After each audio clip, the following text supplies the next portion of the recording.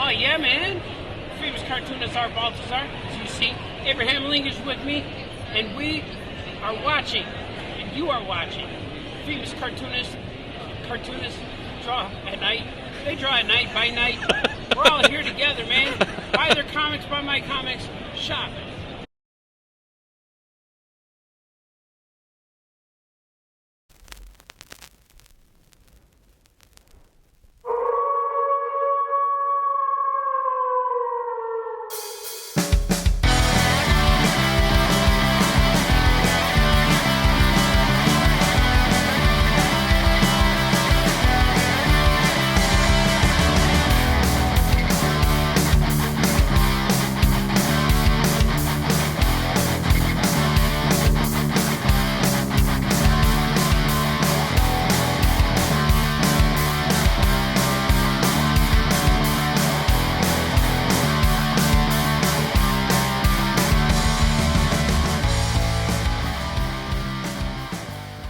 Welcome to Cartoonist by Night. I am your host, Anthony Laatsch. I am joined here by the co-creator and artist of Happy Astronaut, Matt Rodgers. We also have not A Brad, not B Brad, not C Brad, but we have D Brad Gibson is here as well. And we welcome a very special guest, the creator of Alley Cat, Mr. Alejandro Rosado. How are you doing, sir? What's up, guys? Thank you for having me on the show. You guys are awesome. Thank you. Welcome. Happy to have you. This show exists because of All Yeah Comics and the community and the creators that they've built. And I think that's basically how we all know each other. And it's been cool to have All Yeah Comics related fans as well as creators. And we're going to learn more about Alejandro as we go on through this episode. But what we're going to do here is kind of talk about what we're going to concentrate on for drawing tonight. We're not going to have any specific topic other than answering some questions, talking about the art we're doing, and of course, learning more about Mr. Alejandro. I know that now that it's nighttime, that you weren't expecting to be called Mr. all the time, but we're going to keep calling you Mr. So here we go. Let's kick it off with Matt Rodgers. Now, I probably know your answer, but I'm going to ask you anyways. What are you going to be working on tonight? What do you think the answer is? I think it's something that you probably can't show. Oh yeah, I made my screen big. One sec. That's why I assumed, because we didn't see your drawing screen. Yeah, it's all Top good. secret. Top secret. Top secret. There we go. Oh, look at this. That looks like a recognizable face. You might as well, right? Oh no, I don't want to close OBS. That would be bad. Okay. So yes, please, we know it here, but for the audience at home and for bevcam.org through Beverly, Massachusetts, who are watching this on their public access television, by the way. So what's on your drawing screen there? Oh, it's me? Yes. Sorry. It's Alley Cat. There we go. Nice. Very rough pencils. I just wanted the official announcement for everybody at home. Let's jump over. I am drawing Alley Cat. There we go. D Brad, what's on your menu tonight for drawing? I just realized that I did doodle Alley Cat today. Oh. But I didn't realize I did it till right now. Okay. I've been thinking about Little Archie, so I have my Little Archie reference book. Oh, that's cool. And I have some shapes set up, so I don't have to plan it too much. But so I got some things lightly planned out. Okay. So it's at least three scenes with multiple characters, because I have to learn. Usually when I draw on the show, I draw like one character at a time for like a model sheet. So this is gonna be like a like I did last week, where I drew more than, was it last week or last show, where I drew multiple characters in a scene. So I've been practicing doing that. Oh, cool. But I'm trying to make them look like my own style, not so I'll be a little bit off model, which is fine. Cool. Mine always comes with a little kind of like show and tell. So I showed a couple of these in the last episode. I've been working on some superhero gnomes. So there's a local shop to me called the Gift Nook that I'm going to be making. I'm going to have a little vendor spot there. So I've been drawing some superhero gnomes because the shop specializes in local artists and crafters, and they have a fantasy theme. So a lot of gnomes and dragons and fairies, superheroes, wizards, all the fun stuff. And so these are some that I've been drawing, and it's going to just kind of lead into what I'm going to be working on tonight. And then I went from the superheroes over to some monsters. So I got the Hellboy gnome, creature gnome. I have a mummy gnome. So I have my pencils sketched out for 2 cards possibly tonight. I'm going to start with a Frankenstein gnome. So Cool. I've got that one all set up here, and then a Dracula gnome. So these are 2 gnomes that I'm going to be working on to add to the my vendor spot at a local shop. So these will be available to purchase for local customers. So that's my little setup there. Alejandro, do you have an idea of what you're going to be working on tonight?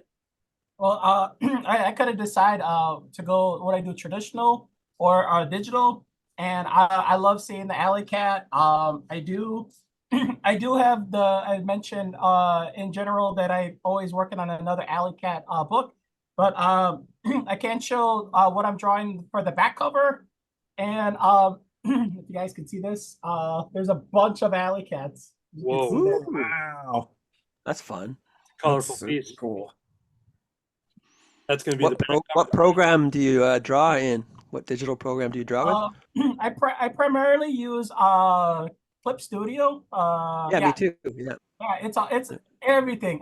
Lettering, coloring, everything. Yeah. But for this one, I just did Procreate.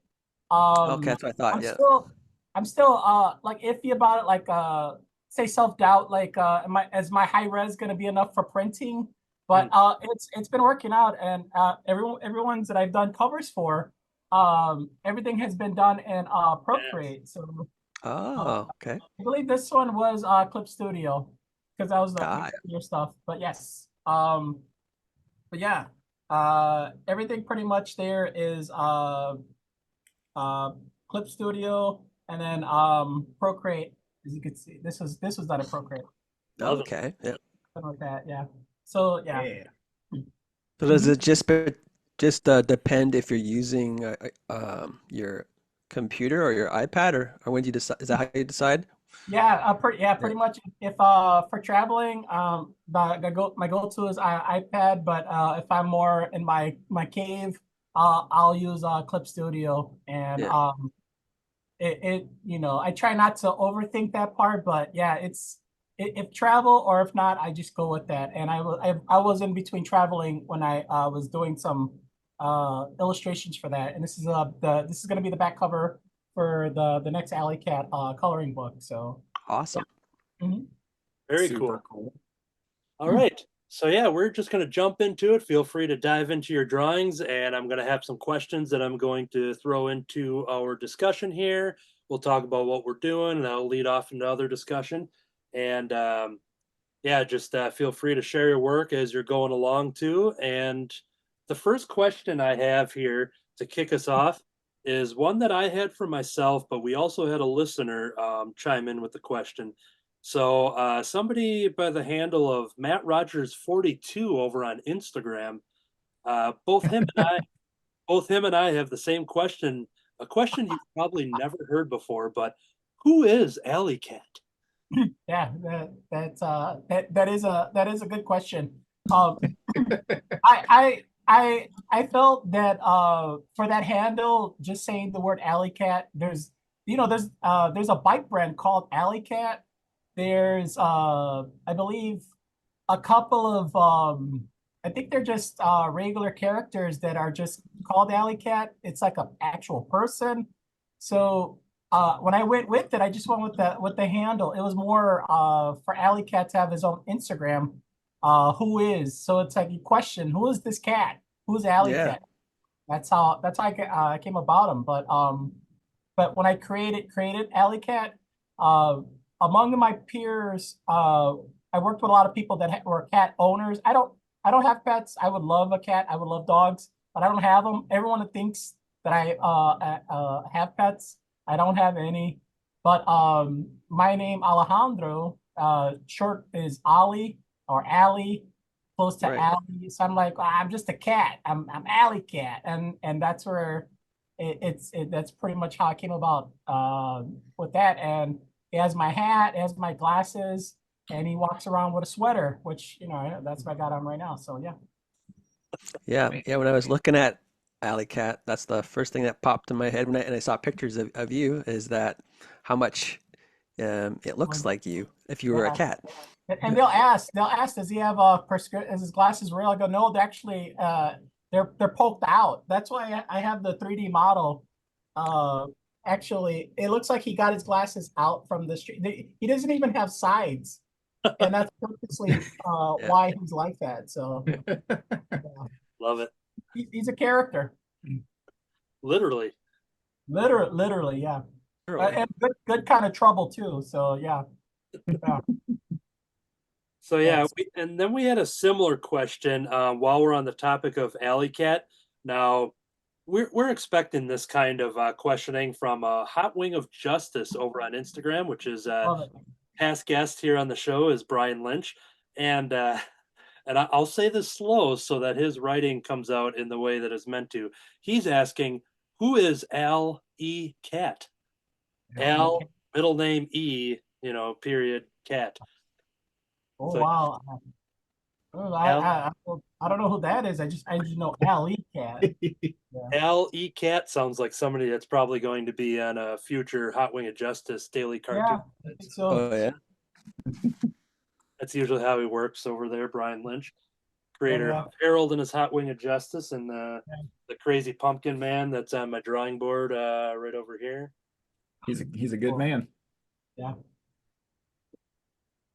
Cool. So yeah, as we dive in here, like I said, I'm working on some gnomes, and I did a page of superheroes, and I'm just like, all right, I gotta get off the superhero kick, and I've been drawing a lot of Creature from the Black Lagoon.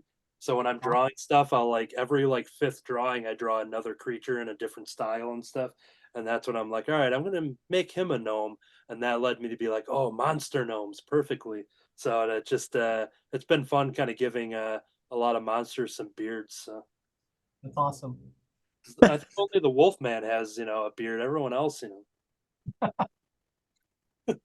Every Christmas, my girls and their grandma make no big giant gnomes. I guess really? for a gnome they're giant. Out of tomato cages, Oh, Wow. and they turn them upside down for the body, and then they've got the hats like that, and they got the nose as well.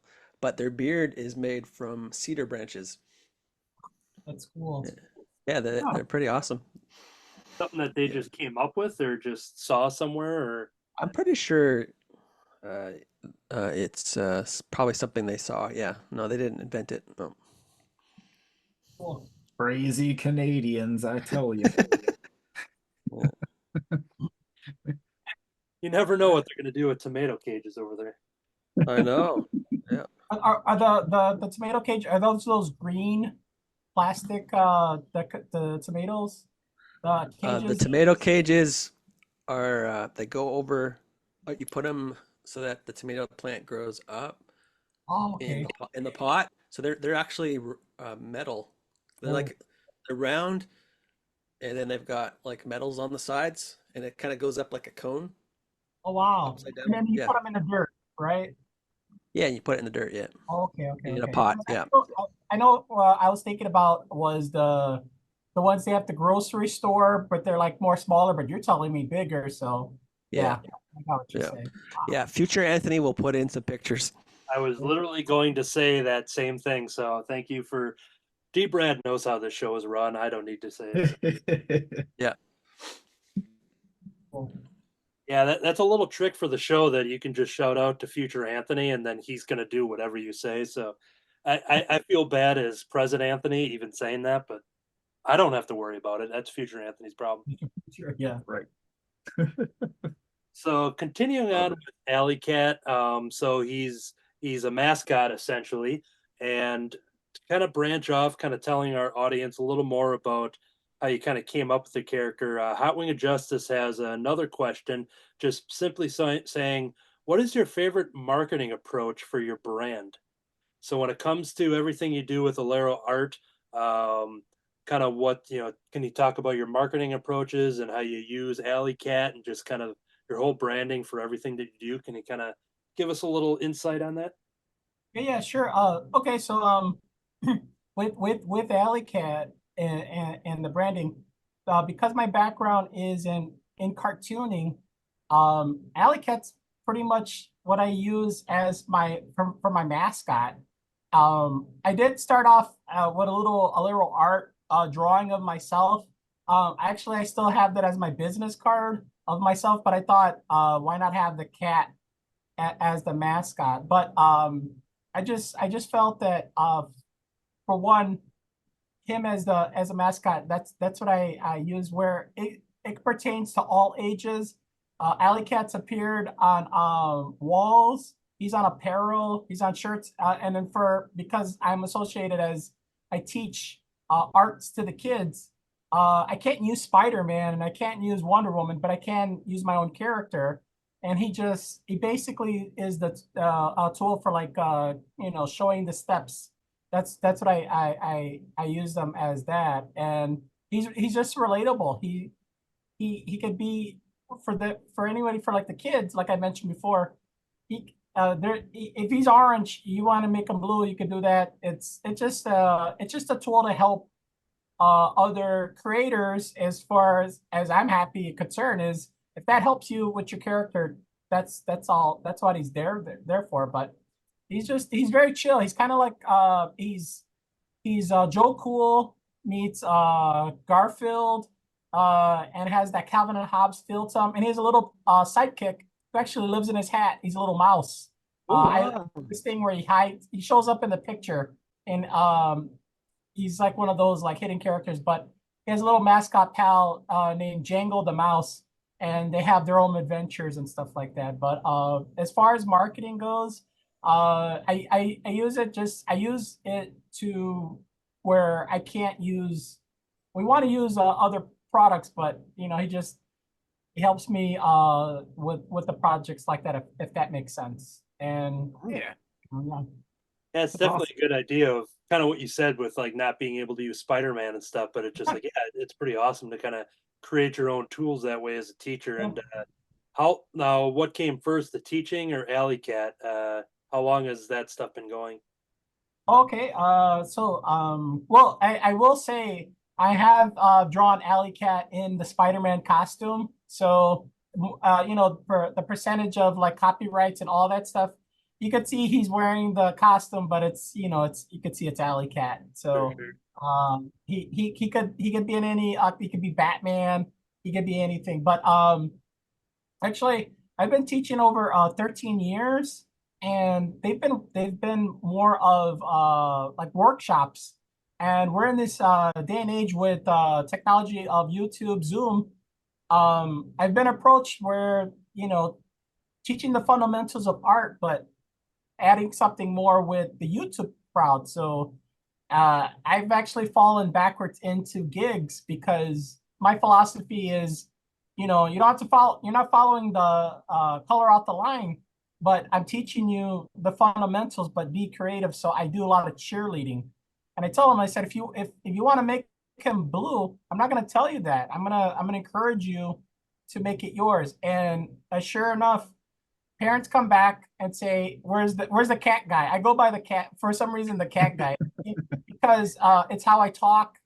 I let them know. I say, hey, you're doing, the kids hear 9 no's every day at school. You get one person, and I'm one of those kids. I remember a lot of no's instead of like, hey, you did good. And I have that 1 or 2 teachers that, and when I was doing this with the arts, I incorporated that. So yeah, 13 plus years, and but I've always been creating my own characters. I would do the comic scene. I started off at Wizard World. I remember being before it was Wizard World in Chicago. It was just the Chicago Comic-Con.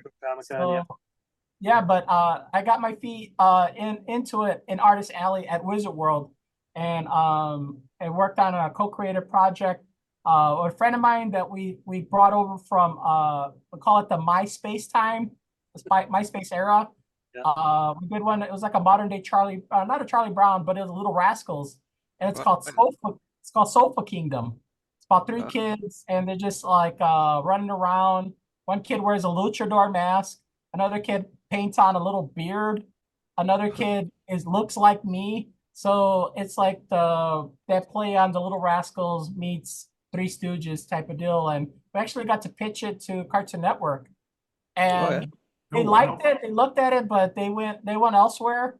And I'm not gonna say they chose this show called Clarence, but there's some similarities to their characters and mine, which I was like, oh, that's cool. So Okay. that, but yeah, I've been teaching for 13 plus years, but I've been drawing, making my own zines, comics for 20 plus. A lot of eras, but continuing on from the black and white to black and white with grays to color to 22 pages to 120 plus pages. And in between that, when the Aya guys started, Art and Franco, I call them Big Brother, by the way, both of them. When they were launching their first Kickstarter, I would always go by Art's table and say, hey, this is a new thing. And he'll tell you, he goes, I was consistent. And he's like, hey, you're going to do a page for me. You're going to do whatever. And I said, whatever you need.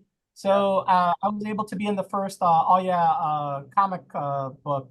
It was a 2-pager, and it was cool. And from there, just been consistent with that and just like creating and then still making my own character. So. And how you referred to them as Big Brother, Big Brother is watching, by the way. So yeah. Now you shout out to Franco and Art. Yeah, you're an excellent guest because you like in one question that I gave you, you answered about 12 of my other questions. So now it's just like I just get to sit back and color and draw and hear some great. You do this. And your feet are fake, and when you put them up like that, you're like this. Yeah. What movie was that from? That was from a movie. It was like one of those Naked Gun series where he's like, and they're like fake feet. Oh yeah, it could have been that. Yeah, that sounds familiar. Yeah. But awesome. But other than that, I've always been a fan of the MGM Tom and Jerry cartoons, Tex Avery, Chuck Jones, Bob Clampton. Actually, I'm on a Dick Tracy kick right now, but I keep drawing Duck Tracy. Do you guys remember that episode where Daffy falls asleep and he's like, my piggy banks, and these detailed Ren and Stimpy like villains are there, and you're just like, this is so cool. So yeah. I love it. You are talking D-Brad's language over here. Awesome. How do you feel about cartoon ducks? Oh yeah, I love them. There we go. I as a kid, I was when they would put before the Who Framed Roger Rabbit movie, I was always shown who do you like, Daffy or Donald?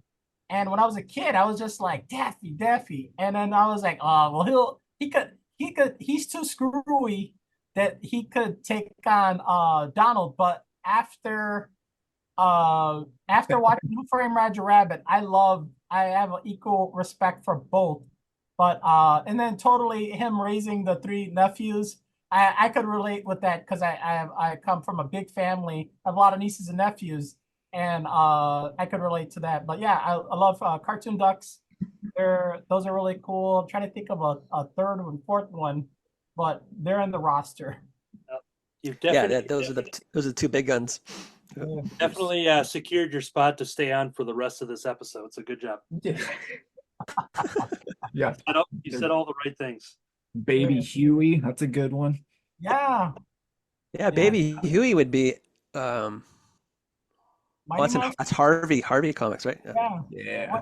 But Harvey Comics was, I know it was Casper, but that wasn't Mighty. Where was Mighty Mouse made? Was that Terry Toons, I believe. Terry Toons, yeah. That was another cartoon. I remember Like this Yeah. guy lived on the moon and ate cheese. I want to be there. Yeah. Now you're speaking my language. Love There it. you go. Love it. But yeah, I grew up in those cartoons from back in the day, and of course, everything was pretty much done rerun, right? So Popeye, Underdog. I loved Underdog.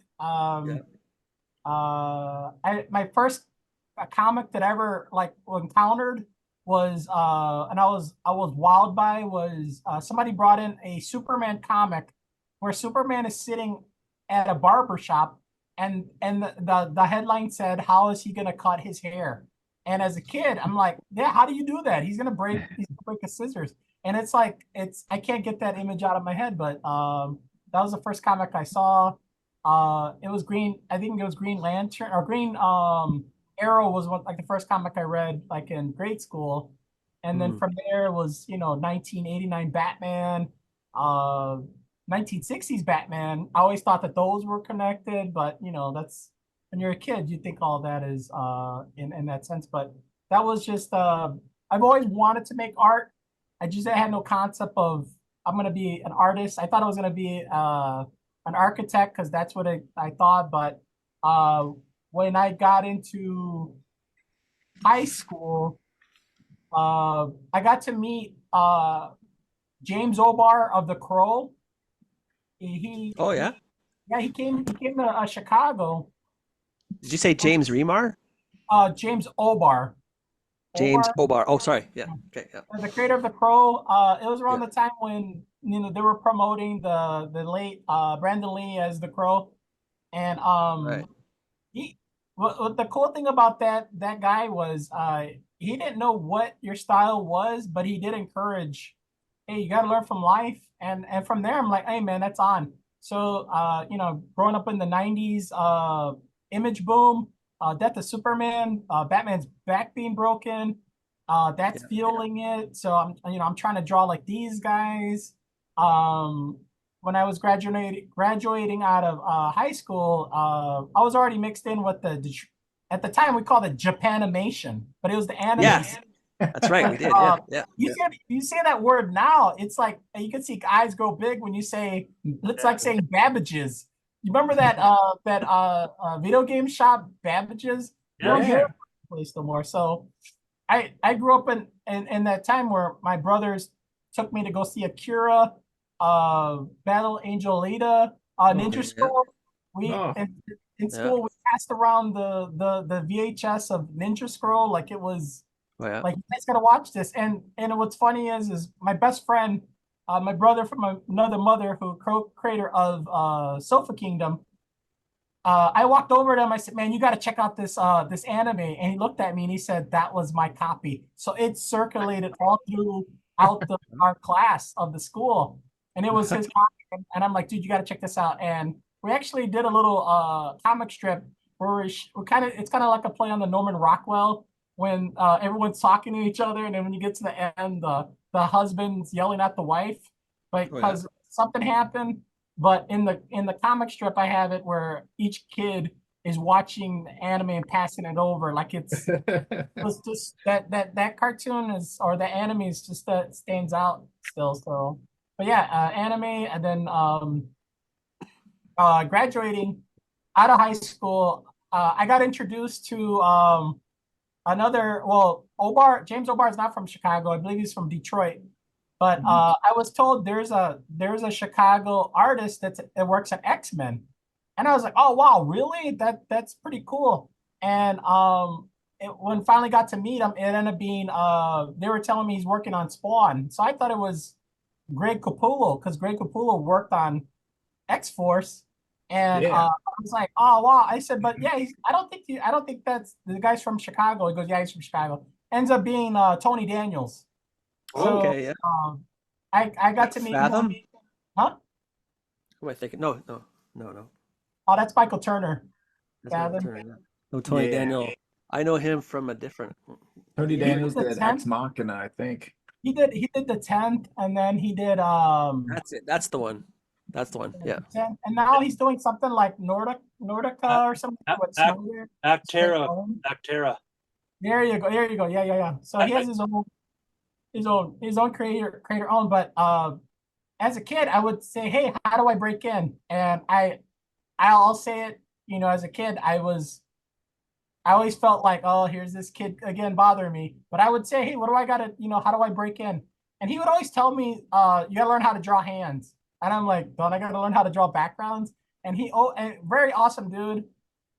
Always tell me, just work on your hands, work on your hands. And I'm like, all right. So I would draw different things and I would show him, and he's like, you gotta keep working on the hands. Which after a while, I just said, you know what, I'm just gonna go ahead and I'm gonna try to figure this out myself. I appreciate you. And when the first C2E2 came about, I was already I would say 5 years into making my own books. And that when this first C2E2 came around, I started doing more of the adapting of the cartoony style. And though I didn't have more success with that, it did open up the door to let me have a pro badge, and later on actually doing my own books, leading me to work with All Yeah Comics, Oh yeah. and then creating my own work where I got more freelance out of that. So I was so trying to be 90s image style, copy these guys, that I eventually started to come about my cartoony style. And that was my thing. And then full circle, I run into Tony Daniels at a comic book signing, and he told me, he goes, "Hey dude, I see what you're doing with your cartoony style, Sofa Kingdom. Keep it up." So that was my, hey, you're doing it, but keep at it. So that I found my niche there. So it worked out. That's a lot like Art Baltazar talks about how he was trying to do all these like serious, this is what comic books look like, and some guy was like, let me see your sketchbook. And he opens it and it's all this cartoony was it stuff. Scott Lobdell or something like that? I told him, dude, you're a cartoonist. I Yeah, love that. he's like, I love when he what are said you- that. It's like this Yeah. is what you should be Do doing. that stuff. Oh, okay. Yeah, this is who you are. Yeah, because you think that's what's around you, and at the time, Right. when we you're trying to break in, nobody was doing cartoony stuff. When I would show my work, they would say, "Hey man, why are you copying Humberto Ramos?"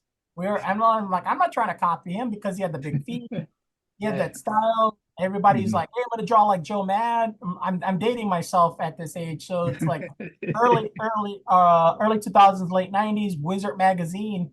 But you're just trying to find your niche. Now we're on this time right now where you can do a cartoony style, but you could have a seriousness to that. So Yeah. Yeah, definitely. Yeah, like I've been for a project that I'm working on, I've been going to shops and I've been buying early 90s image stuff because the book is going to have that feel. And I'm just like, the coloring in these is terrible. It's like you can tell that they got like Photoshop 1.0 and they're just using yeah, that airbrush pen. And it's just like there's lens flares everywhere and they put everywhere, yeah, and in every direction, like the light source is there, but you gotta put stuff underneath there. yeah, it's Thank like Steve Platt for that, because Steve Platt has like the multiple colors going every direction, man. yeah, like this stuff's just so like what is that? That's What is awesome, right? I love it, man. that? Like I got a computer, I need to use it. Yeah.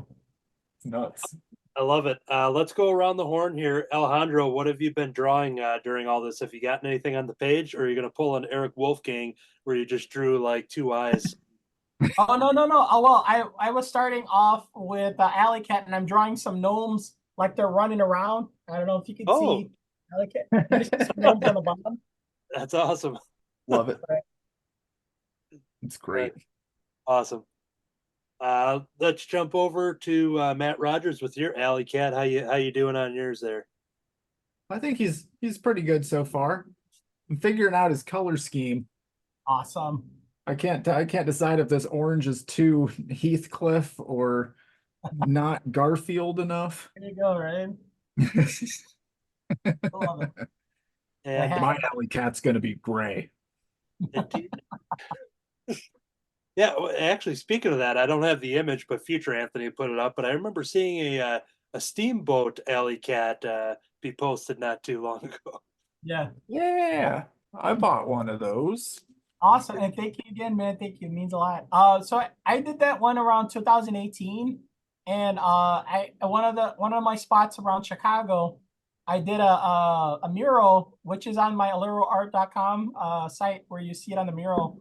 You'll see there's two alley cats. One is a skull, and the other one is alley cat like Steamboat Alley or Steamboat Willie. And the picture it's called is River of Styx.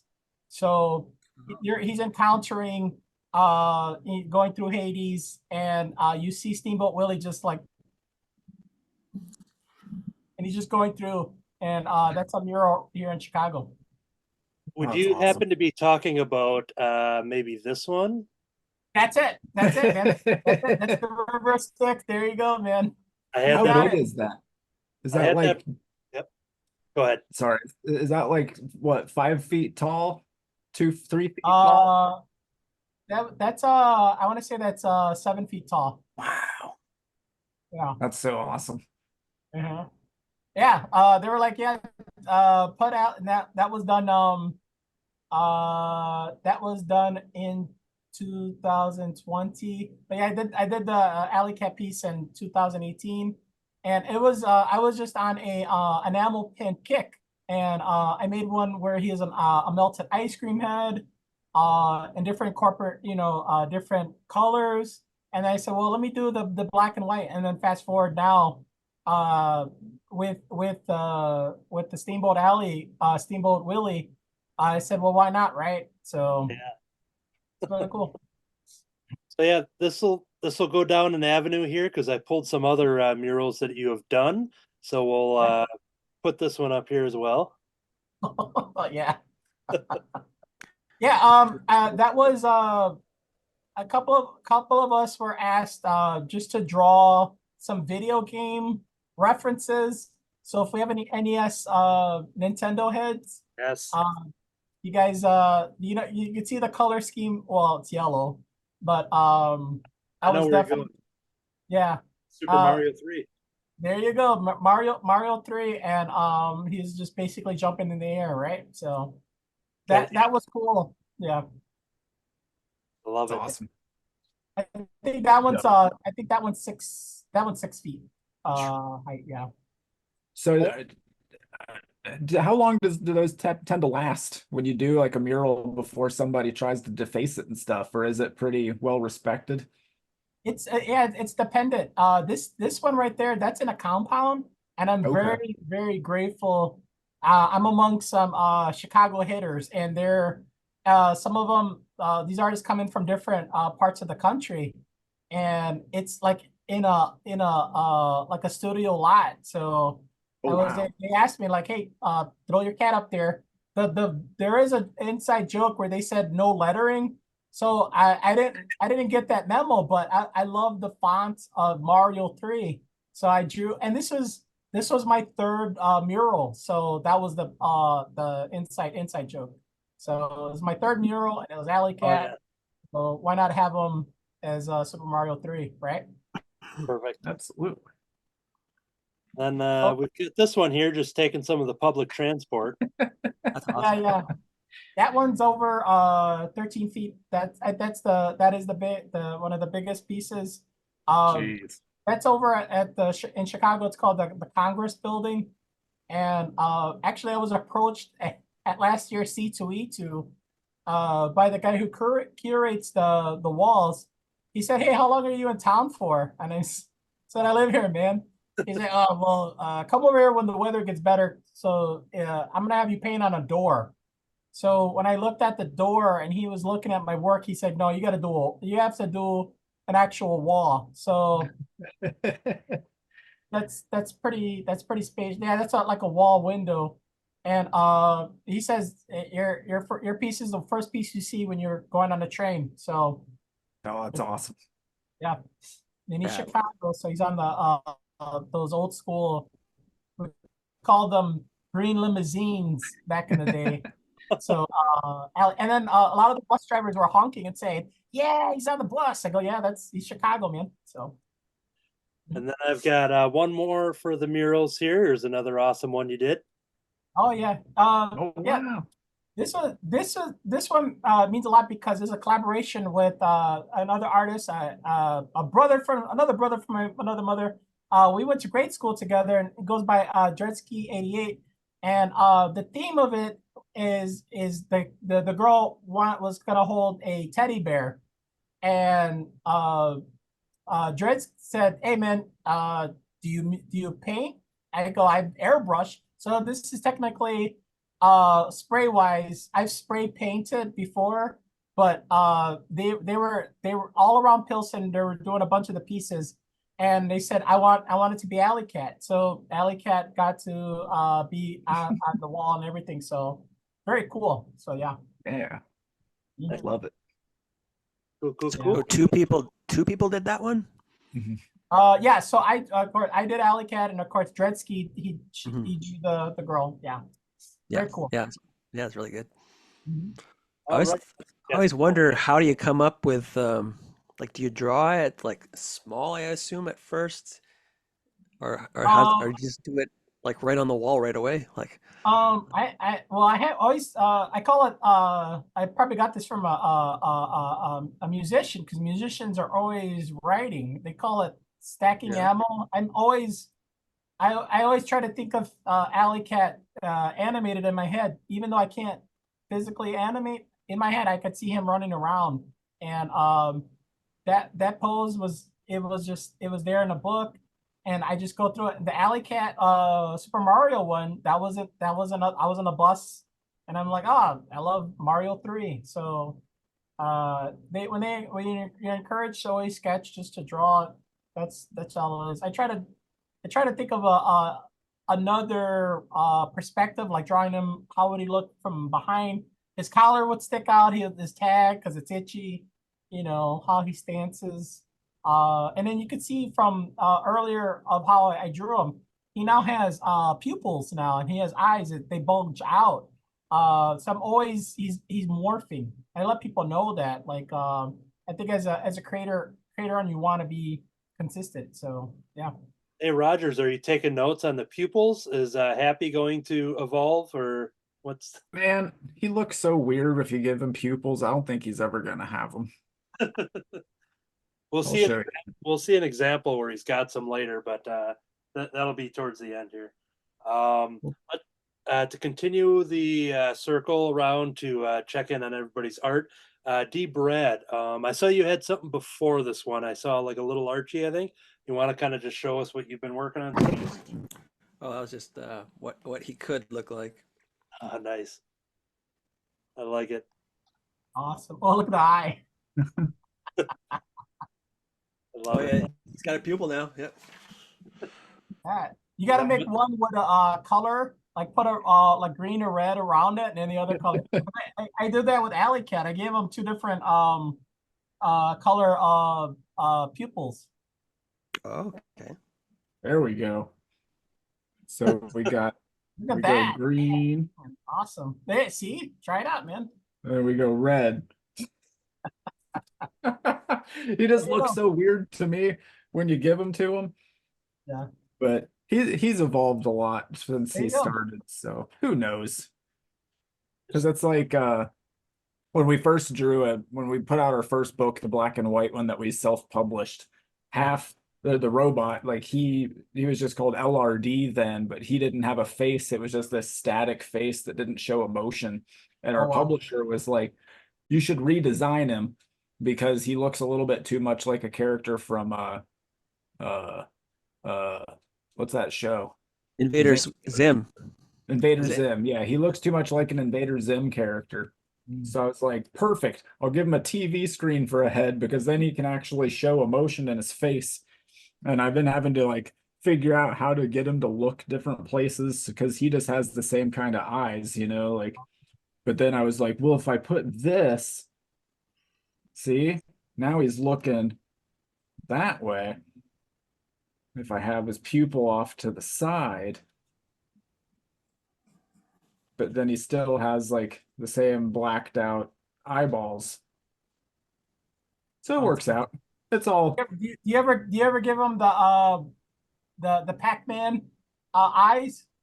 You ever do Oh, that? and I haven't done it yet. I've thought about it. I have one character that he's been in the last couple issues that he has really thick glasses that don't show his eyes. And what Yeah. I kind of use the Pac-Man trick, but I make the reflection beam Yeah. show where he's looking. Like You I know don't what? know if I have one. Whenever, as a kid, I would look at Kermit the Frog's eyes. I always thought that was a farmer hat. Yeah. The way it looked, the way it's cut out, I always called it like a silhouette of a farmer Oh, head. So Yeah. I would definitely play with styles like that. See, That's like this guy. oh, that's cool. So the reflection shows the direction that he's looking. Yeah. oh yeah, it does. The So I was reflection. like, how am I supposed to show where he's looking? I gave Alley Cat some Bender goggles here. Yeah. Oh, that's awesome. Yeah. Man, that is a cool Play with sticker. stuff. Yeah, I'm an advocate that everybody who has a creator-owned character should make stickers, even if you get sticker packs from like Staples or whatever, just make stickers if you can. I'm not promoting any of the there's a bunch of sticker companies out there that want your business, and it's always encouraged just to put your guy out there, man. Yeah. Holographic.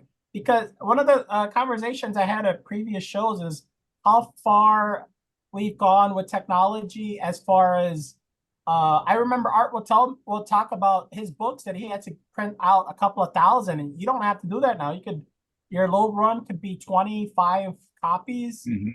I mean, in this day and age, like I love that kind of like interaction where there should be no excuse of waiting for a publisher. If any, if that's cool, they help you out. That's great, but you should always want to be using print on demand and creator own, because you have PayPal, you have Venmo, and then you have a product. You could just you cut. I'm a believer of cutting out the middleman when that part is. So, how do you survive? How do you live?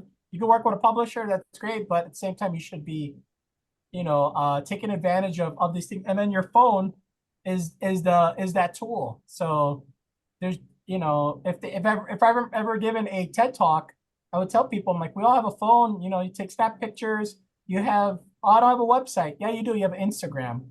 Well, I don't have that. No, you could put it on sticker, put it out there, and go with it. And I'm a firm believer of that. So Yeah, one of the podcasts that I listen to the most regularly, their biggest thing is uh own your own product.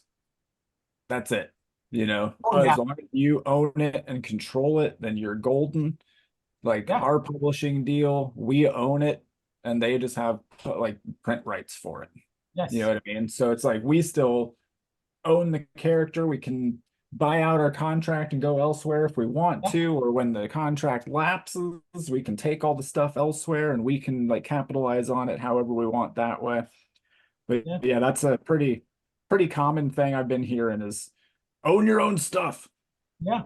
I learned from, like, Art was telling me. He's like, hey, if a publisher say doesn't want to use that story idea, instead of using their character, put your character in its place. So Right. why not, right? You know your character as best as anyone else. And it's like that. I've worked with clients that they used a lot of the illustration for like mascots, especially around when it was quarantine time. Mhm. How do you survive? I wasn't teaching around that time because all my workshops were closed out. So how did I sustain an income? People still had not sit-ins, but you buy your food, and we just need like mock-ups of like mascots. So after it was all said and done, I incorporated Alley Cat as that as the scene. So I have a lot of stock art of Alley Cat could be used for design. So yeah. Awesome. And to pick up with D. Brad, what you working on now? Um, this is a little Archie scene um, where Veronica is laughing at Betty because of the big giant scarf she has, but she can't see that the big giant scarf is wrapped around little Archie. I could see that. Yeah, Yeah, love it. it's based on an old cover of Little Archie. Yeah, Cool, speaking cool. of Archie, I still have copies of Hey, the Halloween Spectacular that me and Troy did the cover for. oh yeah. I got them on my Buy Me a Coffee shop. I think it's Oh 15 wow, bucks shipped, and I have the only ones that are signed by both of us. that's Ew. so cool. Yeah, and some of them have a little extra print in them. If I could find one. Ugh. Let me guess, the entire stack I just picked up doesn't have any of the prints. I'm the worst. I'm sorry, everybody. Well, while Rogers tries to sort out his life over there, take a look at the. I think I'm done here with my Franken gnome, if you will, Nice. All right, or nice. Doctor Franken gnome's son, whatever you want to call him. But yeah, so the one thing that we're talking a lot about eyes in this show, and Yeah. what I really loved about the gnomes is that I have not been able to draw the eyes. So I just get to hide them. But doing the Frankenstein one when I was pencil up, there's the There's sketch. the print. It's a Oh, little fake cover of a Bughead book. cool. Oh, And it's actually a sketch card on the other side, so people can get a sketch if they want. Mhm. Beautiful. Oh, okay, anyway, sorry, you can't draw eyes. Go ahead. Yeah, I can't draw eyes because I don't like pupils, and all my characters keep looking like happy astronauts. So I'm just like, I gotta cover this up. No, but when doing the Franken gnome here, I was trying to think like, all right, I gotta, I definitely got the bolts there. I decided to give him a black beard, but then I thought like, oh, you know what? For his gnome hat, give him sort of. I'm trying to get like a burlap sack type of vibe out of this, and then Wow, I figured I'd put a hole in it so I could see part of his scar there. So that's kind of the reasoning behind all that. So yeah, I think my first one's done here, that's cool. and I then love it. on the back of all my pieces, I throw the cartoonistbynight.com, which essentially just gets you to a link to go to YouTube. That way, it's a lot easier to mention the .com to people. A lot of people won't just go directly to YouTube and sign in and subscribe. Cartoonistbynight.com is sort of a placeholder reminder, and then my art handle tag. So yeah, that's the first one there. And let's check in with Alejandro again. What's your progress on your I'm drawing? still adding some gnomes around them. I got I'm thinking Cypress Hill. I'm gonna put a little Cypress Hill gnome right there and by his foot. And Can then never have enough gnomes. yeah, and then I was thinking about having like kind of like a psychotic. Everyone has like the mustaches, but trying to think of a female gnome. But I'm thinking is do I just give her like bosoms and you just see her nose type of deal? Is that what So I've like drawn two of them so far because when doing that, I tried a couple with the hat over the eyes and it just wasn't looking right. But I got away with the Harley Quinn one. Just I did that one okay. on our last episode, I think. And that one just made sense just with the jester outfit kind of replacing kind of like pigtails basically because a lot of gnomes I've seen for women gnomes have just kind of had the braided pigtails down in the front and the side. So that's where I kind of got away with that. And then I did a Carol Danvers Captain Marvel one where still trying to get that hair coming down on the side there but once again drawing the face. So I haven't Well, really cracked it yet on getting their face covered up and still having it look good. So Yeah, I have this book, so you could consider me an expert at gnomes. this that's is awesome. So oh I'm yeah, let's see I've what seen it that. says. Let's see what it says about lady gnomes in here. Okay, this is a far. While you're looking for it, this is all I got is the two Cocoa Puffs in the bra. I think it's perfect. Did she say Cocoa Puffs? You guys at Cocoa Puffs? Yeah. Future Well, Anthony this- is thanking you because I don't have to do Oh anything. wow. See, it's just a face with that's an old one though. Let's find a young one. Let's see. Let's see. Rogers has been seeing the process of these gnomes over the last couple weeks. This is the first time that he's now bragging about this giant gnome book. So Yeah, those gnomes look really familiar. Who is the artist? This is by I can't even pronounce it. I think it's the same guy that did the David the Gnome cartoon stuff. Yeah, yeah. I was gonna make a joke about that, asking if David the gnome was in there, but now it's The only time that the artist's name is shown, it's in a very cursive script. It looks Oh, like his first name is Ryan, right. Rein, and then I don't Oh, Porvalet, Oh. Port, that guy. Future Anthony will probably have some homework and try to decipher that. So Oh, there we go. It's on the side. oh, good. It doesn't have enough. There's not enough vowels in there. Poortvliet. Wow. Let's just So- go with that then. He draws a good gnome. Do we got any like Walking Dead like zombies like what the flesh off over there and everything like that? Ooh, Any of the gnomes like that? Like I don't what think is it? so. Oh, okay. There's one of them's taking a bath. There's one starting to. There's a really cool troll in here. I drew a really good example of that, but then I covered it with toilet paper on this gnome here. So Oh, I love it. Charmin. yep. All right. So what I'm gonna do, Moving on. how do you moving right how do along. you, how do you transition from that? You just have to go. I'm just gonna go do this now instead. I mean, here's a cool goblin. Check out that goblin. Oh, Oh, yeah. Well, look, guys Yeah. holding that He's holding the bat. bat. It's awesome. I feel like I've had that book in my house. And then here he is. Last picture I'll show. He's skinning this gnome's butt. There you go. It's awesome. I like them because they have like all this snot coming out of their nose all the time. All right. So Anyways, go ahead, Anthony. anyways, let's look at some more art examples. I went through Alejandro's catalog and kind of picked out a couple things that were pretty awesome. So we have this one's very timely just because we've got our Deadpool 3 in the horizon with the Deadpool and the Wolverine movie. So we got Deadpool, Wolverine, and the Hulk in a big battle here. You think the Hulk will show up in and I'm just speculating. Do you guys think Hulk will show up in this Deadpool 3?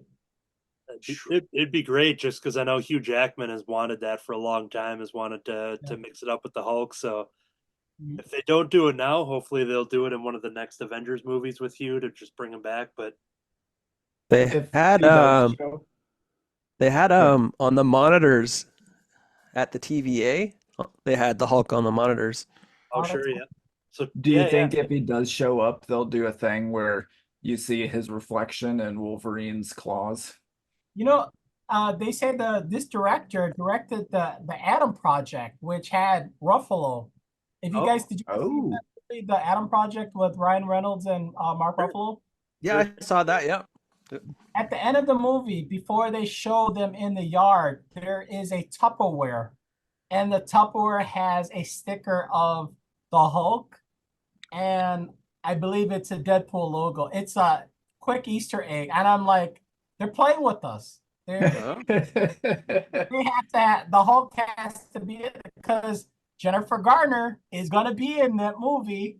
But again, I'm not saying who she's gonna be, but the way this guy throws people in films, that's so cool. Like when I saw Juggernaut in the second one, that was like holy cool. Like that was unexpected but very cool. well, to keep it on the Hulk topic, I ended up pulling this She-Hulk cover that you did, sketch cover. I love this one. This one's great so good.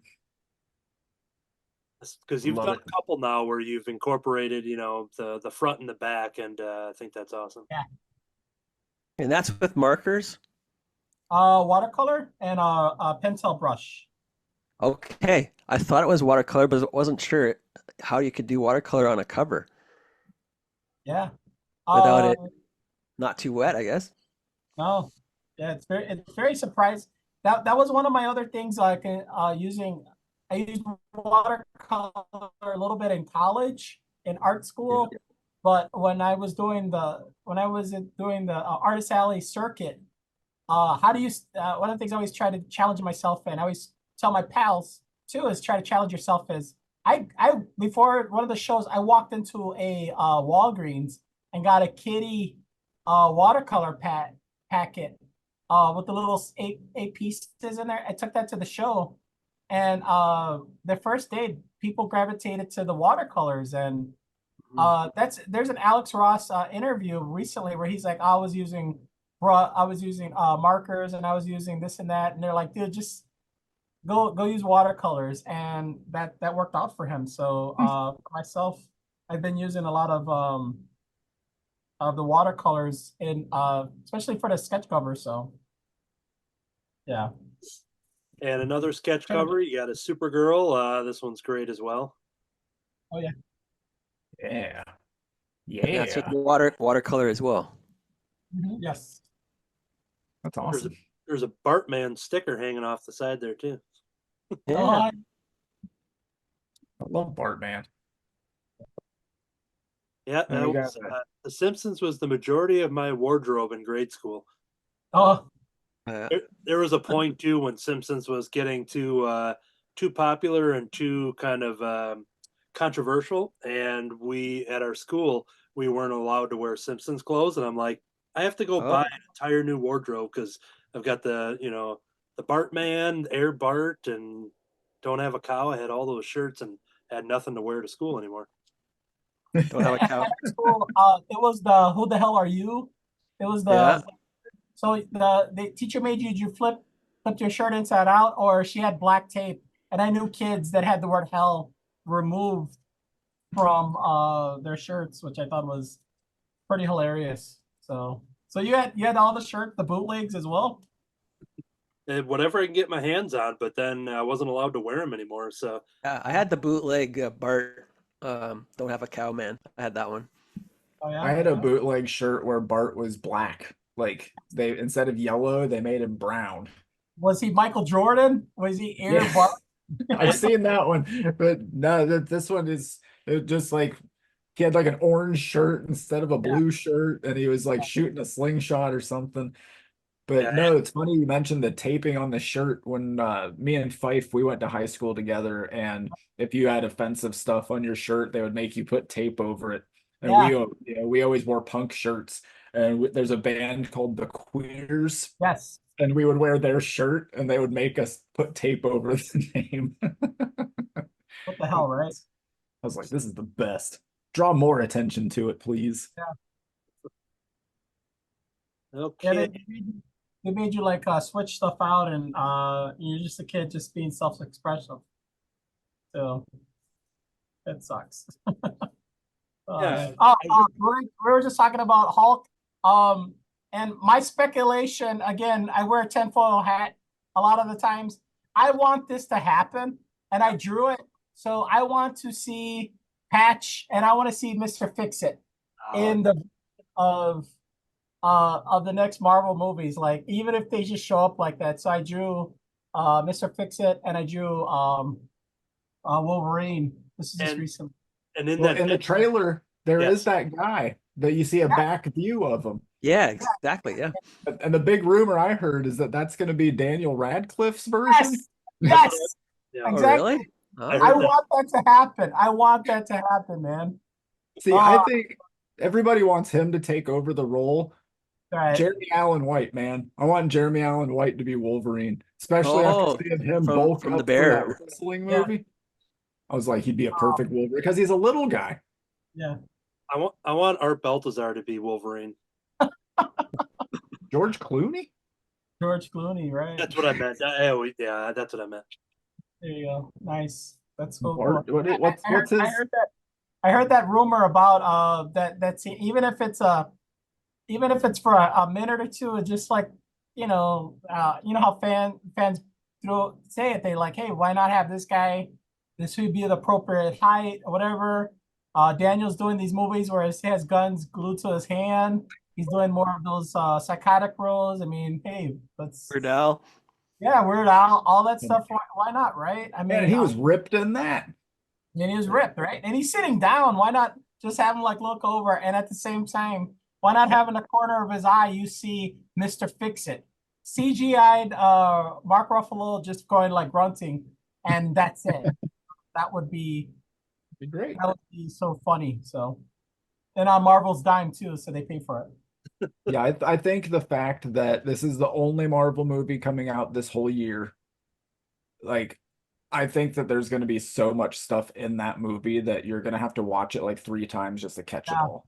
Because, Right. I mean, if you like the first leaks that came out, it took me a minute to realize they're fighting in front of a wrecked 20th Century Fox logo. Oh, really? Yeah, you see Yeah. that in the trailer. If you look at that, they don't show it enough. If you now know what it is, you look at that, be like, oh yeah, that's exactly what it is. It's Watch it gonna be again. nuts. It's gonna be Yeah. crazy. And Yeah, and then, let's take a break and watch that trailer now. Wait, we don't have the right for that.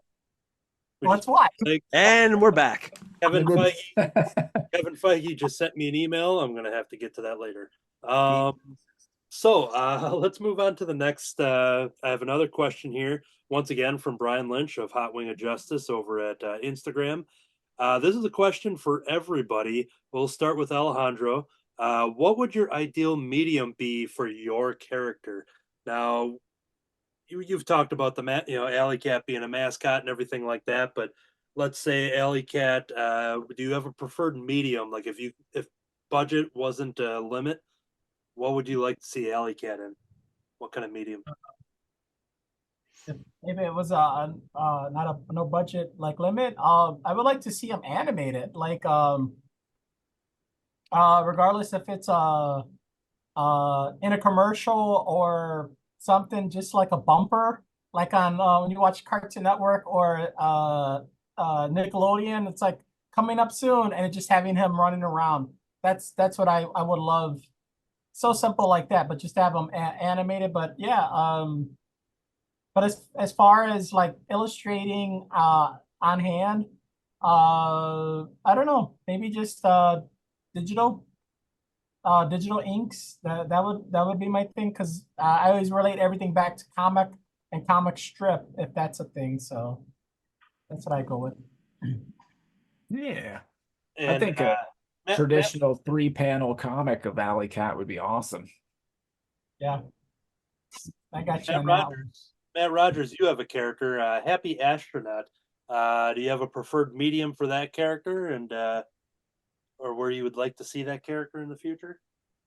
I want to sell the rights for an animation project, pocket the money, and then just make comic books. That's cool. That's what I plan. I don't have any interest in writing a TV show or like Cool. working on one because I'm just not familiar with it. But if I can make money off of it to where I can quit my job and then my job is just making comics, then I'll be set. How about you, D. Brad? What do you want to do with your cartoon ducks? You know, I've always had a fondness for cereal mascots. Yes, I love that. Yeah, Yeah. that's what I'm thinking. Who's I your want a favorite cereal. one? I want a cereal. Yeah. My favorites, based on designs, um, it would be the Frankenberry and Count Chocula ones. Yeah. I have some toys of them over there, and um, and what was kind of neat is before they made rules on advertising and on children's television, there's actually a Sugar Bear cartoon Oh that wow. aired on television, and he was a character on it was a lion. I don't remember his name. I'm thinking of Lino the Lionhearted. Seems to be the one, but I have a playlist of it on YouTube. So Sugar Bear, before it became law, you can't have him actually. You can't have like products being advertised in the show. Thanks, Ronald Reagan. Yeah. What? No, Ronald Reagan made it so that you could do it again. Oh, okay. The opposite. That's That's why why you had all. That's why you had all those toy shows Yeah. in the 80s. That's why Roger says thanks, Ronald Reagan. He just Yeah, said that's it. what I meant. Thanks, Oh, Ronald Reagan. okay. Yeah, he sounded sarcastic. So, The inflection. yeah, the inflection. It's all on how you say it. That's right. I love that stereo idea. I love it. I love it. Mhm, my book. And Kevin Wolf wanted to add, just saying that he was very happy just to hear Alejandro's story because he seems pretty popular. So he's excited to tune in on the episode. He's always one of our early watchers and comments along and kind of gives us some good comments and letting us know how we're doing over at Cartoonist by Night. So he's excited to hear your story, and you've definitely given us a lot of that. So Awesome, man. Awesome. Yeah.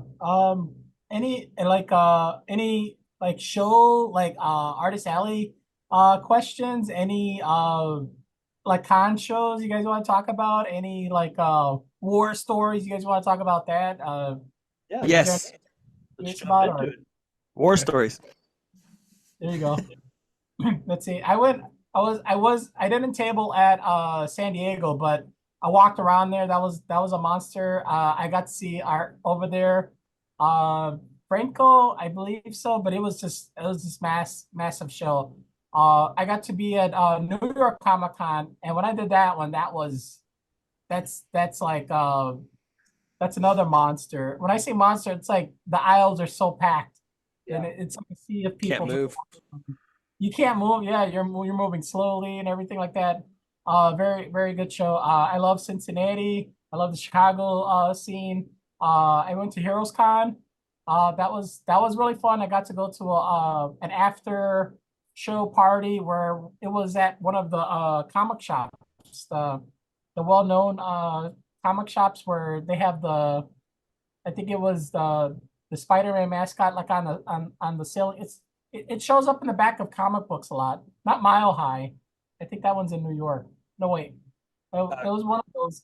But I was at a party and it was like Michael Golden's walking by. Midtown This Comic. Yeah. And a couple of guys from New York are like, "Hey man, we seen you in New York." I go, "Yeah, I'm from Chicago." He goes, "This is crazy cool." I go, "Yeah, it's really interesting." Scotty Young is, he's just hanging out, just drinking wine. It was a mixture of different talent, just hanging out there. So we all put our pants on the same way. I wish it was like futuristic and everything like that, but it's so cool. Everybody just creating and making content, especially the creator owned guys too. So that's pretty awesome. And it's a great segue into my next question is how do you put your pants on? Two legs at a time. I jump into them. Awesome. Pants. I don't put What pants. pants? You guys are weird. You're like, hey, hold on. We don't need pants. We're all sitting Where we're down. going. You're like, don't future need Matt, erase this. Good use. I like it. I love it. Awesome. I love that. I love that, man. And especially when you could be around the community, we're all doing the same thing. So it's like, hey, I would go here for printing, or I'll do this or this or that. How you have your stuff's displayed. Everybody, it's kind of like being in the mosh pit. Like if somebody falls down, you gotta tell them like, hey, we gotta stop. We got all together, and that's what it is like in the Artist Alley scene. And everybody just, we're all there for that. So that's pretty cool, man. Yeah, at my first show, the people that were behind me, the artist, and I just heard they were doing some sketches, and I just kind of like leaned over. I'm like, I'll buy one of those sketches, Creature from the Black Lagoon. And then, like 15 minutes later, tapped me on the shoulder and they had it done. And what was cool is that I've always heard about the art trades when people, have their own work and they just, meet people and say, hey, we'll do a trade and you take one of mine, I take one of yours. And Oh. I always assumed that I'd just be the one to kind of go up to people being like, hey, do you want to do this? And I had two people in my first one that had come up to me and just said, "Hey, do you want to trade?" And I'm just like, "Oh," I'm like, "Yes, totally." Like it just felt really cool, kind of like you're talking about the supportive community and stuff. And Yeah. it didn't take too long to kind of get into that vibe, to accept that, being like, yeah, I deserve to be here. Here's a bunch of Yeah. things that I've drawn. And it's just been super welcoming, and all of the advice and everybody's encouragement and stuff. It's been super awesome. So Oh yeah. It definitely is. And then especially as we are like all in social media presence, like we're all able to interact. Can't imagine like people not being able to meet up till, back in the day, they're like, all right, well, I'll see you next year. And you don't hear from them. And you hear like stories of like with like Eastman and Laird like meeting up with Stan from was Stan Sakai from uh Yeah. Saki. Usagi, yep. They're all, can you imagine how they interacted with each other? It's like a snail mail. Hey, draw a Cerebus on this page. You gotta wait for this page to show up. Oh man. I'm a big fan of Michael Allred, and like he's known for having a lot of commissioned pieces of Madman, and there's just every legendary artist you can imagine has drawn Madman for him. And but I think about that too, of just in the '90s, of just like, you Yeah. know, you would just get it at the next con, and you get the mailing address, never know when it's showing up or something, and like you just wouldn't have that much communication. Where now it's just like, yeah, I can Yeah. send all a direct message right now and tell you to put pupils in your characters, or something like that. Oh no, I'm dabbling. yeah, I just happened to peek at at the drawing board, so that's just what it says. There you Um, go. but yeah, the let's see, something I was going to say about that too, talking about the community and about picking people up and everything. And yeah, everyone's just been just super excited to just kind of see other people's work. And it's just been awesome to kind of be mixed in with those people. And Yeah. I'll get like a like from Jamie Cosley on an art post or something, and it's just like, oh wow, that's it's Oh, very it's very it's a good confidence booster when it's yeah. just like, oh, I was really proud of what I drew right there. That's cool. And then 3 hours later, I get a notification, oh, Jamie Cosley liked it, and I'm like, well, that's pretty sweet. So That's cool. I got that like a nod story. Um I drew uh I drew a sketch of Scotty Young's I Hate Fairyland. Uh Kurt, Bert, Kurt, I was at a cafe and I just sketched it out, and I'm talking with my a friend of mine at a cafe, and I said, oh wow, my phone just beeped, and it was Scotty Young, and he goes, hey man, uh I saw what you did. I want to put this in one of my books. And I was like, yeah, cool. I said, can I color it? He goes, yeah. I go, did you see? He goes, yeah, I seen what you did. So it's one of those Chicago things, like you run into people. So we would interact, and we had similar friends interacting and stuff like that. But it was a cool nod to say, hey, I'm gonna put this in this book.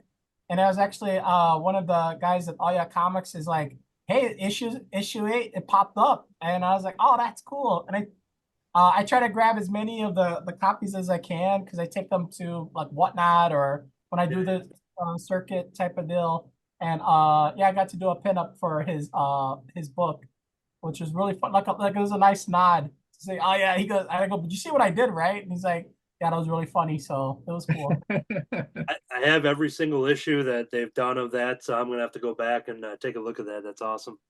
Yeah. Usually have one. I usually have one in a pile, but Well, it's cool. while he's looking for that, possibly Rogers, conventions. You actually, me and you, so you and Fife and me all have a show coming up on Sunday, March 10th, but we're all in different. Me and the Mats are in different locations. You've done how many cons now? Have you done? I have only done one. Then Fife's been on the circuit to kind of pre-happy a little bit, and so going It, into yeah, second one here, yeah. what Um, you talk I've about? only done Cincinnati. Fife he did the Toledo thing that Scoot did. He did MuncieCon last year, all for Happy Astronaut as like tabling. It's just my job is stupid and I have to put in time at the beginning of the year for the entire year. So like trying to get certain days off can be really difficult sometimes. So Yeah. sometimes he's had to solo it a little bit. But we're doing MuncieCon this year Oh, that's cool. and that's gonna be super fun. I can't wait. I really like doing them. It's just like when you don't make a whole bunch of money from it, it really sucks. Yeah. Yeah. So there's that whole aspect to it. But yeah, I love it. It's super, super fun to do them. I can't wait. We're doing like a little it's called the Jim and Dan Comic and Toy Show. Cool. We're doing that. It's at Wright State University Student Union in Fairborn or Dayton, Ohio. We're going to be there with Craig Boldman from Archie Comics and Jeff Schultz from Archie Comics. They're the two headliners for it. Those guys are awesome. Cool. My first original comic art that I ever bought is Jeff Schultz Archie Comics art. Ugh. He was selling them for like real good. Wow. So I picked that up. He signed it. He signed it for me, but he signed it in pencil. So it probably doesn't even show up on there. You can ink it. Yeah, I could. That's pretty awesome. I like it. I like those guys. I kind of viewed I don't know if you can hear me very well, but Still coming in. I liked the networking aspect of it a lot. Plus we only had one book out at the time, and now by the time we do MuncieCon, which is in May, we'll have 5 issues of Happy Astronaut out, which is the full first story arc. And then hopefully this new book should either be out or at least in previews by then. Cool. Whew.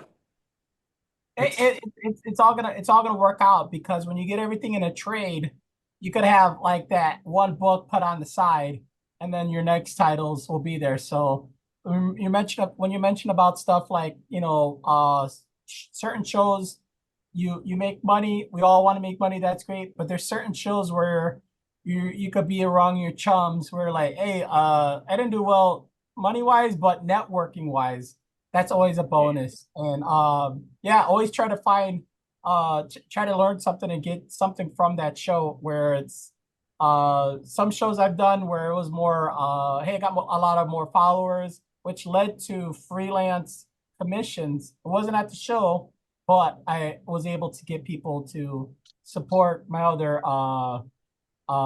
platforms there. So that's cool. I love hearing that, man. So like I said, many more to come. There'll be more shows, and knock them out and stuff like that. So oh, Yeah. I found it's issue 8, and I did a little remark on it, a corner of her. Cool. I remember Yeah. that cover. Yeah. And then, Okay. Yeah. he had I did, my style was more of Elmira. It was Elmira from Tiny Toons. Oh, Right, sure. yeah. That's what I went with. This was a sketch I did, and he's like, "All right, can I get that?" I'm like, "Can I color it?" Because that's how we were talking back and forth. He's like, Yeah. "Yo, can I color this?" He's like, "Yeah, just color it." So her little knuckles have little tattoos on there, and he And goes, "Yeah, I saw what you did there," and he was laughing. And That's Larry's on there too. Larry the Fly's cool. on there. Larry's down there smoking his stogie. Yeah. So what you're saying is I should start drawing Gert from I Hate Fairyland and just putting it out there to see if Scotty sees it. I think it should be every fan art. We could using our platforms of like social media, not just Scotty's, but anybody's. Like, you guys, if you do it like that for Franco and Art, Sure. mix it up. It's like I'm a big fan of James Heron, Ultra Mega. That guy's work is crazy bananas. Like, it's so cool. He's from that Mignola s style. You guys got to look him up when if you guys get a chance, if you've seen it. But James Heron, I found out about his work where he did like a couple of pages for that Justice League story where everybody all turned into like zombies. And what happened was Apocalypse Darkseid took Cyborg's tongue out and then sent them back to Earth. And it was just how he was stylized and drawn by this artist, James Heron. I was like, man, I got to draw his character in my style. And he gave, I got a shout out from him. But I think that, man, like, just, make you never know who's looking at your work. But yeah, definitely. If it is Scotty Young, go for it. But sky's the limit, man. Like, just you have the tool, just do it, man. Just switch it up all the time, right? Yeah, So yeah. did you like to get his attention, did you like put in some special kind of hashtag or something? So no? I think I probably did write the hashtag I hate Fairyland. Yeah. I do tell people if you're doing like fan art, Mm-hmm. make it a fun hashtag, like Mm-hmm. write out all the text to it. You never know it. It's I'm not understanding how algorithms go these days. Mm-hmm. Back in the day, you just like, hey, name drop, hey, I drew this guy's drawing, and on Twitter he says like I gotta get that picture. So yeah. Right. Mhm. I like That's it. cool. Yeah, man. Like it's always cool. Like I did a fan drawing of Milk from Milk and Cheese. Yeah. Awesome, And man. I tagged Evan Dorkin in it and he like retweeted it. And then I started doing this thing where I was getting high res scans of the pages from his comic and I was just coloring them. And I'm Yeah. sending them to him in private messages. And it took like 3 months, but he finally saw it and he was like, "Oh man, I really like that. That's cool. I don't think it's ever going to come out in color." And I was like, "If it does, get a hold of me." Yeah, that's cool, man. Cool. So that was fun. That's But yeah, it's that's like all you got to do is just draw them, tag them. As long as you're like a decently nice person, yeah. people will remember that kind of stuff. And I mean, I just saw the other day, I follow Patrick Zerker, and he does a lot of work on like Conan books, and I can never remember the other character's name. He has like a pilgrim hat. He's kind of similar to Conan. Oh, Solomon You Kane? know, yeah, he's doing Solomon Kane books right now too. And he just updated the other day. He's like, I need 10 pages colored. It's a professional gig. It's going to be published. If you're interested, send me a DM. And an hour later, he was like, I've got the job filled, and it was from this post. So like somebody on Twitter just got a paid job coloring a comic book. Wow. And it was not me. Before I go, we'll do a round of checking in. I'm thinking a red background for this Dracula gnome. I think red's probably the best choice, correct? I agree. I agree. Yeah. That'll Yeah. probably make it pop, and I'll probably end up at the very end, add a little blood dripping from the teeth and stuff like that. Maybe get it mixed into the beard. So yeah, that's where I'm at now. Let's jump over to Alejandro. Can we check in on your progress? See what's been scribbling? All right, I try to incorporate color, but it's still flats colors. You can see the gnomes around Alley. Oh, that's awesome. So I definitely will add some tones to it and some highlights. But yeah, that's what I'm doing. I wanna get this one completed and send it back to you guys. Yeah, that's Are you awesome. are you still working with physical screen tones off and on? Yeah, off and on. Yeah, zipper tones here and there. It's a monster, but yeah, it's just something just to add to your work type deal. So yeah. I just wish that stuff wasn't so expensive here, man. Yeah, I wonder why. What is it? What is it made from an animal that's got extinct or something? Right. And then you see these people that go on these trips to Tokyo, and there's like this one amazing art store there, and it's Yeah. like an entire aisle of Yes. Zipatone. I'm just like, It's all blue. ah, I wonder if it's made from that extinct bird that Eric Wolfgang was talking about in our last episode. This is a great plug to check out the last episode with Eric Wolfgang where he mentions an extinct bird. So, oh, the one that he wants to eat. yep, Yeah, yep, he yep, wants to eat it, yes. yep. That was a good opportunity to plug that episode. Matt Rodgers, take a look at what's happening over by you there. I am drawing a picture of Alley Cat doing a kickflip. Love it, man. And I'm gonna eventually add, what did you say the mouse's name is? Django. I'm gonna Django. add him. He's gonna be in the background videotaping it. Yeah. I like it. I like it. D. Brad, how's our Archie scenes going on over there? Well, I kind of changed it from the original cover. It's a cover of Betty and Veronica skipping rope at school, jump rope, and Betty grabs Archie and pulls him with her skipping rope while Veronica looks on. But I've kind of I'm going more for the if you go back and you read older Betty stories, she's a little obsessive and crazy. Yeah, And sometimes crosses the line, and so she's going a little too far, and so I may have to keep working on this one, but she's gonna have more of a crazed face, Oh, and it's gonna be a little more threatening to Archie, little Archie. yeah, little Archie. Cool. All right. So what I'm going to do here, now that we kind of checked in with everybody, I'm going to jump into a couple images I have left that I set aside, and then we're going to get into a little comic talk as we kind of bring this train into the something. What's the term? What am I looking Station? for? Station. Yes. There you go. Yeah, that's what I'm trying to say. There you go. So I pulled a couple more drawings here that Alejandro did. I love Moon Girl and Devil Dinosaur. I dig the original Jack Kirby Moon Boy and Devil Dinosaur as well, but bringing Devil Dinosaur into the modern age and introducing Lunella Lafayette. So when I saw this, I loved it so much. Awesome. I love the punching the boxing glove. Yeah.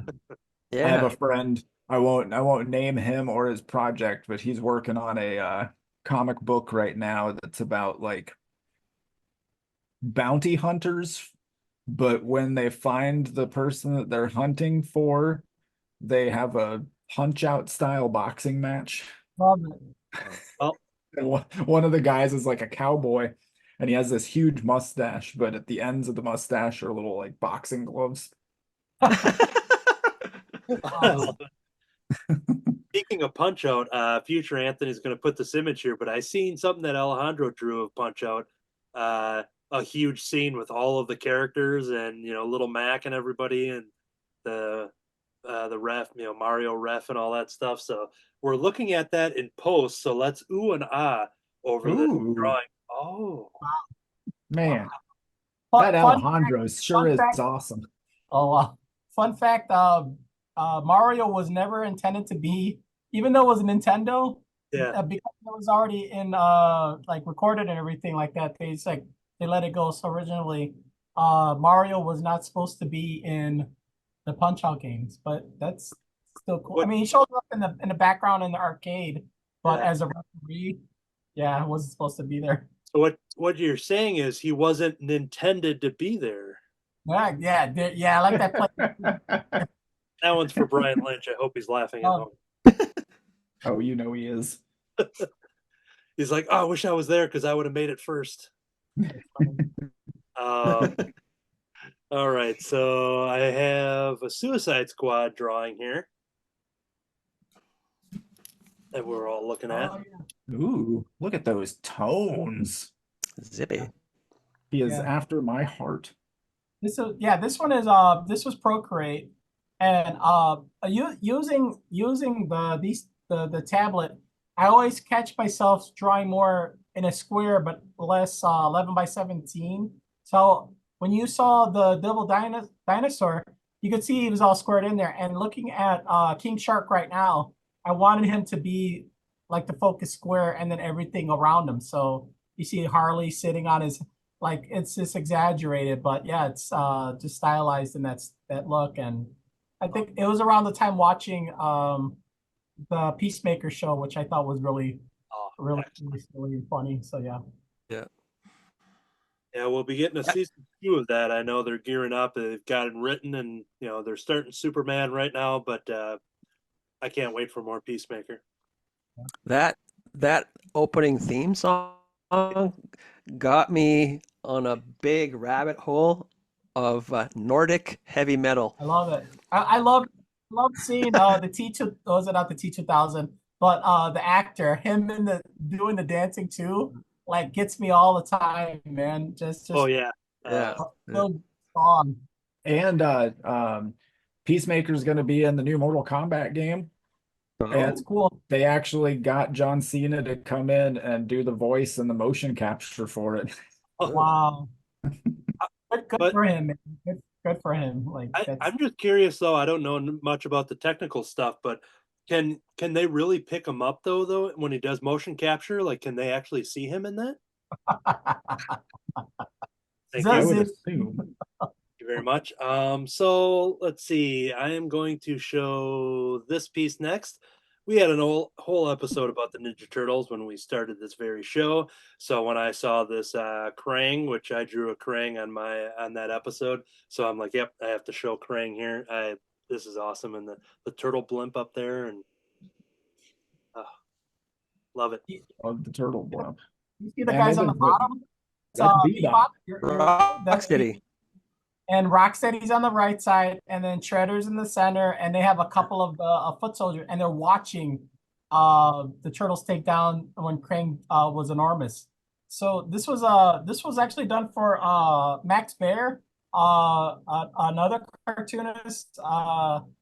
He had a birthday that was turtle themed, and I was at they said, hey, we're all doing poster stylized pieces. I was like, well, one of my favorite episodes in the cartoon was when Krang his suit grew really big, but Krang grew CG one. Krang grows big in there too, so you could see them attacking him with the turtle blimp, dropping all those bombs, and you could see that it's Donnie, of course, flying it, and all the turtles are just whacking at Krang. But I really wanted Shredder to be staring at them from afar, so you could see there's just a lot going on in the picture. So It's awesome.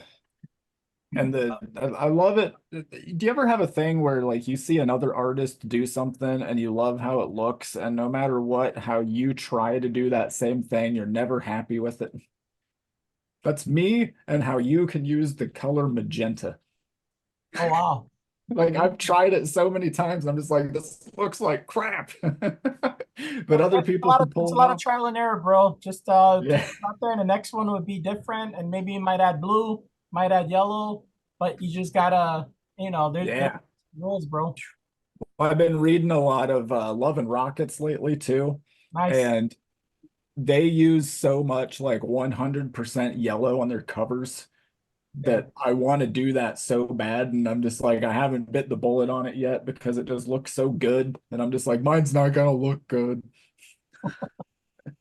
Oh man, Rugrats. Yeah, we once again pulling things that we've talked about on the past episodes. I know me and Rogers. I think we had one of our dynamic 2-0 episodes, and I drew some Rugrats on there, and Rogers did some impressions. So once I saw this, I'm like, yep, I have to highlight this one. A Cool. baby's got to do what a baby's got to do. That's it, man. Douglas? Oh wait, that was Doug. Yeah, we were talking about Nicktoons and Douglas and Douglas. Did Mhm. did they ever make a comic? I made this art piece and just wanted to make fan art because I'm like, man, they should. I could see somebody making like maybe paper cuts, maybe doing something with Rugrats, but I don't think there's anything new with that. But I thought it was cool to draw this in style. Like, what would a cover look like? I So, think boom, I think boom. I think they did have like anthology comics oh really? back in it, so it'd be like a Rugrats story, and then maybe like a Wild Thornberries and all the Wow. different Nick. Yeah, so Boom has done some Rugrats comics, 2017 to 2018, it looks like. Oh, okay. And Yeah, I just wanted to bring that up there. It looks like 8 issues. That's cool. Cool. They All need to right. do more stuff with comics, and they need to hire us to do them. Yeah. Like a Doug Funny or a Quail Boy or Quail Man, Quail Dog Quill Dog. comic book. It'd be so good. That's cool. It's Another just like there's everybody is like split their stuff up so much. It's hard to find one like who has publishing rights to this stuff. So it's like, who do you pitch stuff to? just Man, another me, both I'll of say you drawing yes. turtles. Why haven't you done like turtles work yet? I'm like fixing my tie. I love when they brought back the actually I had a conversation with Scoot. Just me and Scoot talk about the adventures of the Ninja Turtles of the Archie style, and I'm like, Yeah. man, that would even to do a page, I would love to. And I just wanted to do a homage to the cartoon, and you could see some elements of the video game, like their different color foot soldiers. I always thought their eyelids looked funny, and then incorporating from the cartoon the Shredder, like I could totally hear James Avery doing the Turtle. yes, and Bring in the turtles. yes, I just hear that, and I just wanted to do this piece, and I just thought, why not incorporate all of them? A little bit elements from the cartoon, but from the comic, and then some of me in there. Like Roth in the cartoon, Roth doesn't have a cracked shell, but he's in there in different perspectives. Leo would probably not be so bandaged, but that's just how I have it, and yeah, this was fun, man. Yeah. I mean, it's like what do they call them in Japan? Or is it a dojenchi? Is that the word for like their bootlegs that they put out? You can get like dojenchi Batman books and all these things where they're just like because they're real lax on copyright stuff sometimes. But it's like you should just do a Ninja Turtles Yeah, I comic. should, bro. Just do like yeah, that would be just a fanfare of like now I can rest.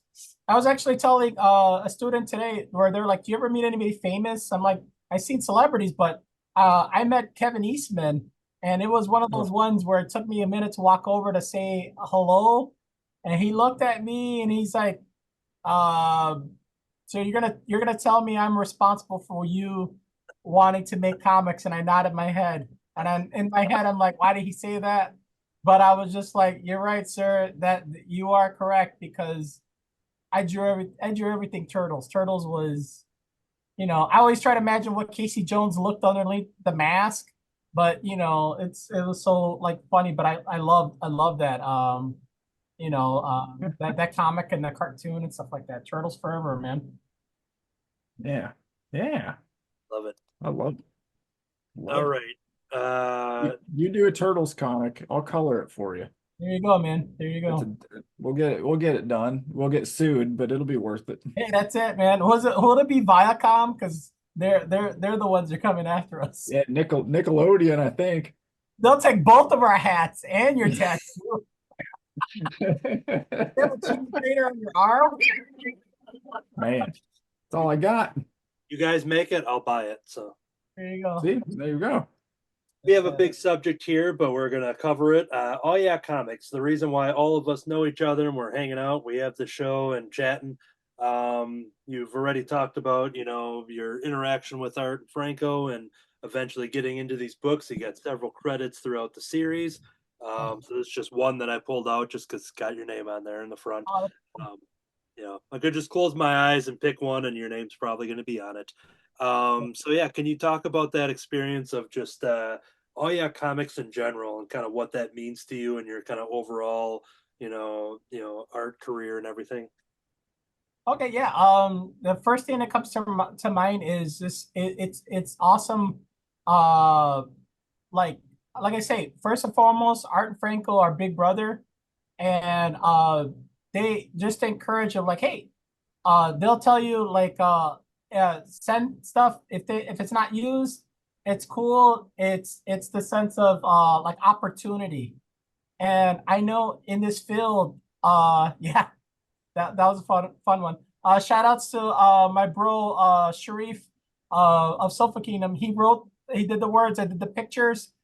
This was cool. This was one of the like it wasn't the main characters, but it was one that takes place in a coffee house. I thought it was funny that he's looking at the monitor. It's really cool. But definitely opportunity, and they show that you can create your own character, and you could do your own, like Art and Franco were doing the crowdfunding of that, and they were just, hey, let's just make stuff out of our pocket and let's do our own show. And that's what got me to be more confident in my own stuff. Like I already had my stuff like with Sofa Kingdom, doing some other books, but those guys just the format, there, like, we don't use this with the big two, make your own and then go on, and clicked right away in my head. And I talk to Art all the time, talk to Franco as well too. We just, it's just a thing of like, I put Alley Cat on Peril. You guys saw I put Alley Cat on a Topps baseball card. Mm-hmm. And I want to believe it's me, but they don't do that anymore. But I have Alley Cat on a Topps card that I could have CG, have them graded and everything like that. But they don't. It just, back to those guys, they show opportunity of trying stuff. So I was never told not to use Topps, but it is in record that I've worked with Topps now, and on top of that, I used my own character. So that's what I say about those guys. I say that of in a loving, respectful way of big brothers, that just do that.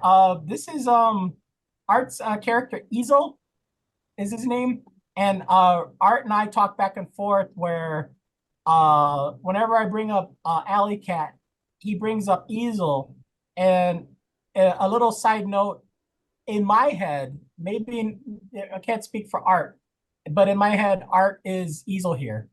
So you could see it's like a big brother, little brother. Here, play, give this back when you're done. So it's not saying Art's not passing the torch, but Art is telling me play along with it. So he encounters the bad guys, he hangs out with the good guys, and then Art comes back and he said, let's keep partying. So you could see it's kind of like a what is it, like a big brother letter to him of saying thank you. And we're pen pals. So that's my way of saying it. But I keep laughing because look how many panels is in there. Who am I, Sam Keith? Yeah, it's like you could tell Art said, do one page for me. You're like, all right. That's what it was. It was literally one page. And I'm like, how do I fit this all in there? So this was a fun piece. I'm actually looking for one of these books that it's an art cover. So keep going. Cool. Yeah, so the next thing I'm going to bring up here, you showed it earlier, but you also did some covers for Troy. Unfortunately, Troy couldn't be here for this hangout tonight, but we got the black and white version here of a Kid Slapshot cover that you did. And then I do have the colored version to Awesome. pair up with with the this hidden one. Alley Cat. Awesome. So in the colored version, are the zombies not in it? They should be in there. Yeah, they should be. Okay. I even have that one comic in front of me as well too, or on my stacks. Yeah. This one was pulled off of Previews World, so that's the full image I have off of their website. Oh, Oh, okay. okay. Huh. But also, your art and kind of working with my friends here. This one's special to me. Happy Astronaut issue number 2. So you've got the variant cover on this one, and I've talked about it on the show here. But the reason why I like this one extra special is because this is my first pinup that was Well, put into a comic book, and I feel very privileged to have this thanks to Matt Rodgers and Matt Fife for allowing this to happen, but also for to exist on one of your covers there. So that just feels awesome. It means a lot. like an honor. So if you're at C2E2 this year, are you at C2E2 this year? Yes. Yeah, I'll be there. Yeah. So I'm going to be bringing this copy so you can sign this. So. Awesome, man. Awesome. But yeah, that's yeah, go ahead. I did find it. Art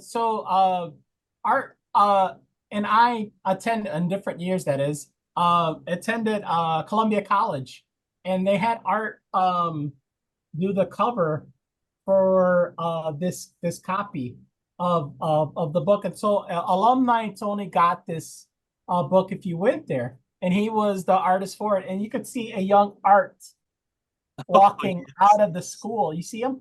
That's awesome. I love it. That's great. There was a signing at a comic store, and I brought this book, and he stopped and he told his wife, Rose, said, "Oh, this is Ali I was telling you about." She goes, "Oh yeah, oh really?" She goes, "Yeah," and she goes, "Does he know?" And Art says, "Oh yeah, wait, hold on, he Ali," and he goes, "You know the deal about this cover?" And you could see Art right there. I said, "Oh yeah, you're on the picture." He goes, "Yeah, you're in there as well too." And I said, "What?" So I was never told this, but you could see it's Columbia College. And then one of the things, and Art will verify, he remembered me as this kid. I used to have a sling bag where I had my sketchbook in there. Oh, And you see this guy there, in the middle. oh, that's awesome. He says that's in the green jacket.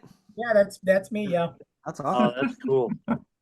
So Art was telling Rose, and yeah, Al is on the cover. I said, "What?" So this is a copy I hold dearly. Oh yeah, man. That's great. Yeah. So yeah, if you attended Columbia College and you got this copy, Art did the cover, and I got to, and it's another one of those. He's walking out of the school because he's going, and this was me starting the school. So he's leaving, I'm going. So he said that was a play on that too. So that was really cool. Yeah, I was wondering why I didn't have that in my collection, but then you mentioned the alumni got it, and I'm like, oh. An alumni, yeah. Look, I a Patrick Wolf Boy little sketch. A little, yeah. Wow. Yeah, Wow. it's no bigger than a dime. That's awesome. Yeah, I like it. awesome treasures, man. Okay. Yeah, that's All right. Well, good. Yep. We all like it. That does exhaust it for the questions that I have. We covered the Happy Astronaut, the Kid Slapshot, the All Yeah comics. We saw, your murals. We've seen a lot of stuff. We heard your journey, heard your story.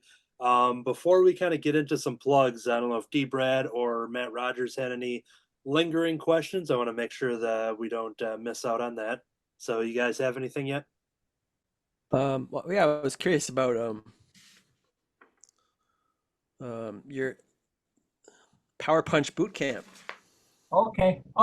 Power Punch Bootcamp is created and written by Ellie Eglinton, a writer in England. Created this story, and actually one of the first artists on there was you guys know Kurt Wood from Aya Comics as well, part of the Bullpen artist. He started the artwork in that project, but could not finish it, but asked if I could finish up the project. So what happened was she redid the story. So for book one, I illustrated her story, and we're working on I call it book 3, but we did a crossover. Power Punch Bootcamp is a story about a camp with superhero kids. So they all have different powers, fighting crime, but it all takes place on a camp.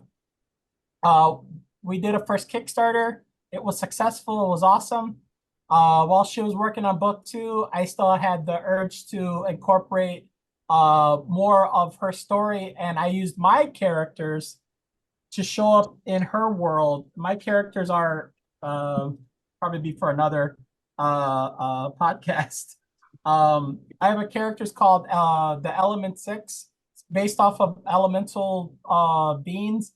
I had my characters and meet her characters in a friendly rivalry type of game. Because it's a kid's book, there's no actual fighting with each other, but they do fight the adult, the bad guy. So that was a second Kickstarter that was successfully done. I'm working on book 2, which is technically book 3. We're wrapping up right now, and actually I have it.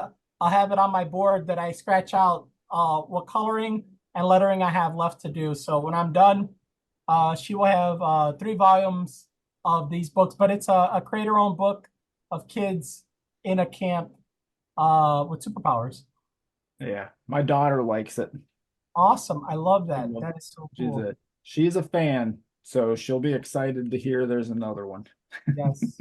Another one I saw was were you finishing off something? No, go ahead. Okay.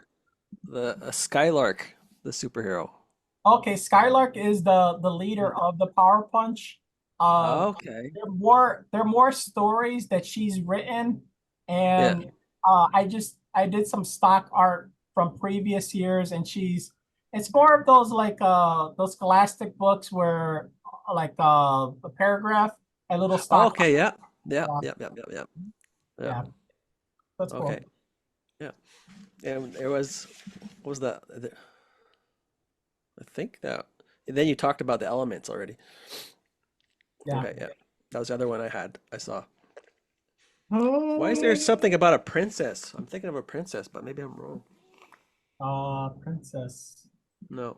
Oh, Something else. princess. There is a princess in the Power Punch book. Oh, maybe So, that's it. yeah. Mhm. Ooh. Okay. All right. So what we're gonna do here, our final art is going to be in the end credits, so we'll get that all in the post production. But I'll just show off. I'll start off here.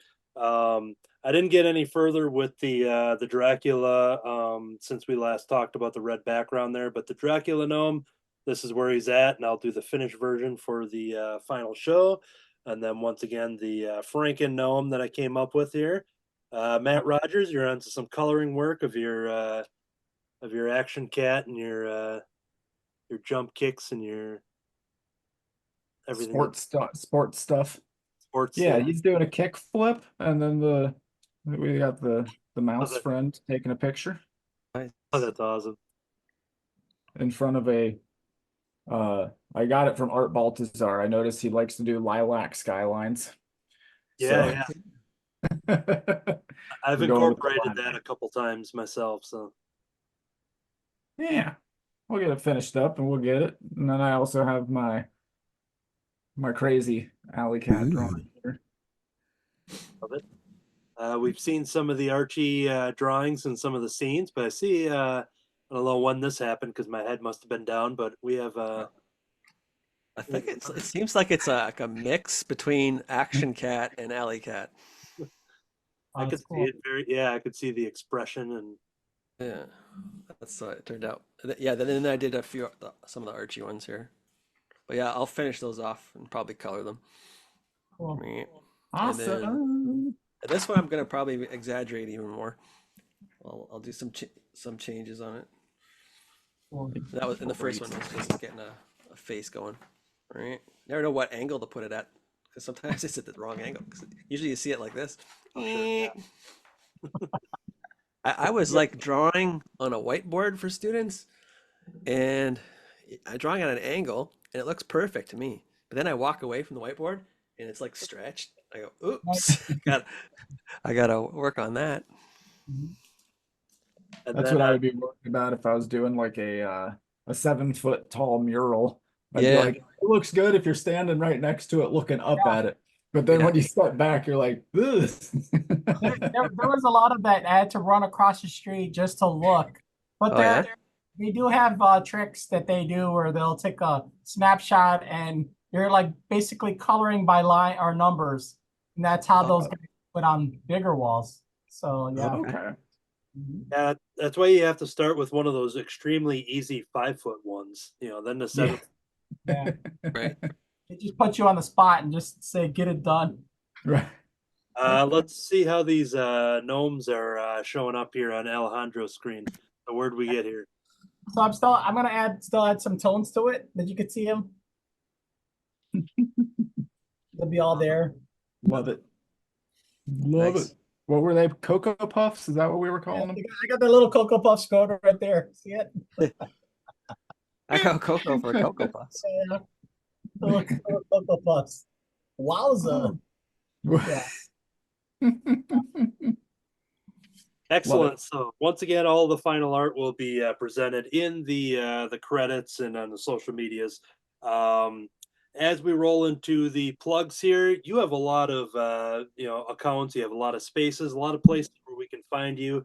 Do you kind of want to rattle off some plugs? We'll have all that information while you're talking, as well as at the end. But feel free to just basically plug what you want to plug here. Oh, cool. So, I am primarily on Instagram. I do use X. I still call it Twitter. You'll find me more more talkative on Instagram, and I have been using Whatnot. I do a lot of communicating there, as well as my traditional. I do fan art, Penelope Pit Stop, as you can see. Nice. I do a lot of these. So I do a lot of themes. So Saturday's themes are primarily Saturday morning. So I did draw. I got asked like, hey, what if Count Dracula fought Fruit Brute? So this is one I did. Oh, Oh, nice. it's He's great. looking to the wall. He's in the dark. So Fruit Brute, it's right? another platform. I use a lot of battles. I Danger have Mouse. Danger Nice. Mouse versus what's his Secret name? Squirrel? Oh, yeah. Secret is Morocco Mole in there? He is. Oh, yeah. Both of those guys look the same They in there. do, yeah. So, Danger Mouse. Do-do-do-do-do-do. I'm primarily on there, and it's pretty much my I call it my workout station because I get asked just to draw on the spot. But other than that, It's on Whatnot? Whatnot? You do that? Yeah, Whatnot. Yeah, Oh, yeah. I don't Have you know ever that. been on Whatnot? Oh man. So No. it's basically like I know mostly comic guys that use it, but it's like it's a live stream where you sell stuff. Yeah. So like you can set up a store on there, you can take commissions on there and people buy it live. You can have auctions, all kinds of cool stuff. Like a virtual artist alley, and it's Ah, been going on for the last couple of years. And I tell people, and they look at me and they say, I don't know." And I said, "You got to get on before it's cluttered." So to let you guys know, if you guys are looking to build your audience, if there's other platforms, use it, go for it. I didn't really understand the NFT market world.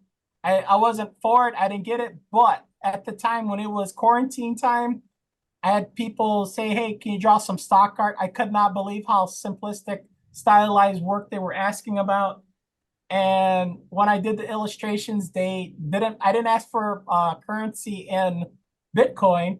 They actually paid to pay. So when I had to draw a gorilla that looked similar to this picture of how Alley Cat is, after I was said and done, I made an Alley Cat a sticker, and I was able to make funds with that. So I'm telling you guys, if it's not Whatnot, it's eBay. If it's not eBay, it's Instagram. TikTok has a store now.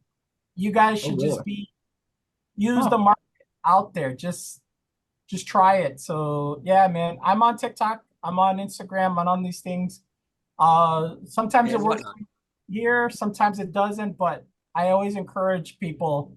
What doesn't work for these guys or these girls might work for you, but try it. So if you get a chance, do some investigation on Whatnot. I encourage it. Yeah, and just check it out. So And you've got a YouTube channel, you got Patreon, so it seems like you're everywhere. Sounds like. And I got a podcast, a Yeah, little I art was gonna say. podcast, and I just talk about a lot of people have it's more therapeutic for myself just to let people know like, hey, there's no right way of doing things because you don't know what worked for Dave Sims of Cerebus that worked great for this person. Like everybody thinks it's just the big two.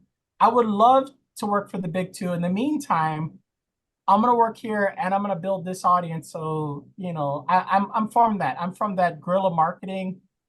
Put your work up there. If I don't make money at the show, you better believe I'm gonna get emails because those people are gonna come back and say, my wife has a birthday. You drew some great Cocoa Puffs. I need that drawing. I let people know like, yo, use your wits with what you got. So publicity stickers. I've never thought about making a certificate of authenticity, but I made one. There you go. Why not?